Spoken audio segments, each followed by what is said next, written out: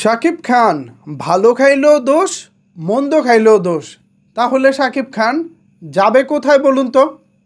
আপনারা যারা বিনোদন সাংবাদিক ভাই আছেন, আপনারা যদি আমাদের এই চলচ্চিত্রের ক্লান্তি লগ্নে শাকিব খানকে সাপোর্ট করতে না পারেন, তার চলচ্চিত্রকে সাপোর্ট করতে না পারেন, তাহলে শাকিব খান কিভাবে ভালো কাজ করব বলুন তো? ভিউয়ার্স, আপনাদেরকে আমি এই ভিডিওতে এমন একটি খবর শোনাতে চলেছি যে খবরটা শোনার পর আমার মতোই আপনাদের মেজাজটা গরম হয়ে যাবে। শাকিব খান তার সিনেমার কোয়ালিটি ধরে রাখার জন্য তিনি ম্যাক্সিমাম সময় দেশের বাইরে থেকে টেকনিশিয়ান বাংলাদেশে নিয়ে আসেন এবং তিনি তার চেষ্টাটুকু করেন আমাদেরকে যেন ভালো একটা কাজ তিনি উপহার দিতে পারেন। এ কারণে কিন্তু অনেক লো কোয়ালিটির যে প্রডিউসার আছে, যারা ভালো বাজেট অ্যাফোর্ড করতে পারে না, যারা ভালো ভালো টেকনিশিয়ান আনতে পারে না, তাদের সাথে কিন্তু শাকিব খান রিসেন্ট টাইমে খুব একটা কাজও করেন না।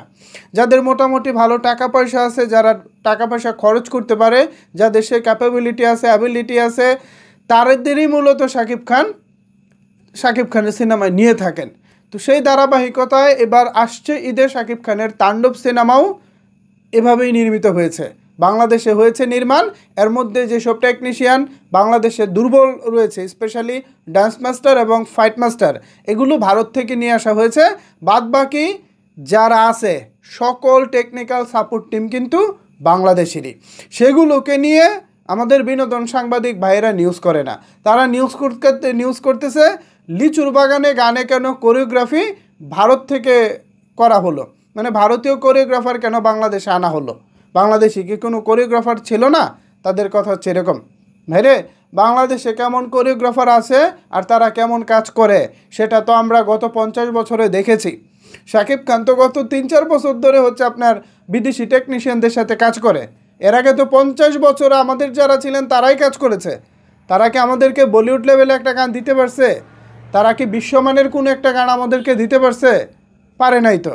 এখন আমি তাদেরকেও ছোটো করে দেখতেছি না, যারা পারে নাই তাদের সীমাবদ্ধতা ছিল, সেই সীমাবদ্ধতার কারণে পারে নাই, অথবা তারা যাদের কাছ থেকে কাজ শিখেছে তারাও যে এনভায়রনমেন্টে কাজ শিখেছে, এই শিষ্যরাও তাদের কাছ থেকে ওই ছোটো ছোটো কাজ করাই শিখেছে। এখন এদেরকে যদি আপনি ডেভেলপ করতে চান, এদের কাজের স্কিল যদি আপনি বাড়াতে চান, তাহলে ভালো টেকনিশিয়ানের সাথে এদেরকেও কাজে লাগাতে হবে।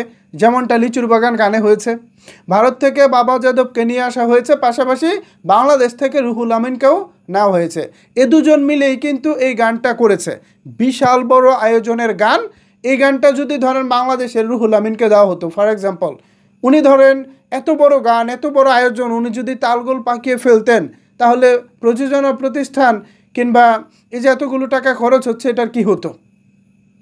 এর জন্য যেটা খরচ করা হয়েছে, রুহুল আমিনও আছেন, পাশাপাশি বাবা যাদবকে দেওয়া হয়েছে, বা বাবা যাদব, যাই হোক নামটা হয়তো যে কোনো একটা হবে, তো ওনাকে দেওয়া হয়েছে। দুজন মিলে কাজটা করেছেন, কোনো সমস্যা হয় নাই, আমরা এখন এনজয় করতেছি। তো বাইরে থেকে একজন আসছে, দেশ থেকে একজন, দুজন মিলে তো কাজ শিখতেছে, তাই না? ভারতীয় যিনি আছেন তিনি পরীক্ষিত, তার কাজ শেখার কিছু নাই, কিন্তু আমাদের এখান থেকে যিনি যুক্ত হয়েছেন তিনি তো কাজটা শিখতেছে, তাই না? আজকে রুহুল আমিন করেছে, ভবিষ্যতে অন্য কেউ করবে। এভাবেই তো হচ্ছে বড় বড় কাজগুলো কিভাবে করতে হয়, বড় বড় কাজগুলো করার সাহস হয়ে যাবে। আর এক সময় তো তারাই করবে, আমাদের দেশীয়রাই করবে। দেশীয়রা যে টাকায় করে, যেই অল্প টাকায় কাজগুলো করে নেওয়া যায়, যদি দেশীয়দের কাছ থেকে আমি ভালো লেভেলের কাজ পাই, তাহলে বেশি টাকা দিয়ে আমি বাইরে থেকে কেন আনবো রে ভাই? কোনো দরকার তো পড়ে না, আসলেই কোনো লজিক নাই, কোনো দরকার নাই। সুতরাং বাইরে থেকে যখন আসতেছে এটা করেন, এভাবে নিউজ করেন যে ভাই আমাদের দেশীয় কাউকে রাইখেন, দেশীয়রাও যেন শিখতে পারে। আপনারা এই দাবিটা করেন।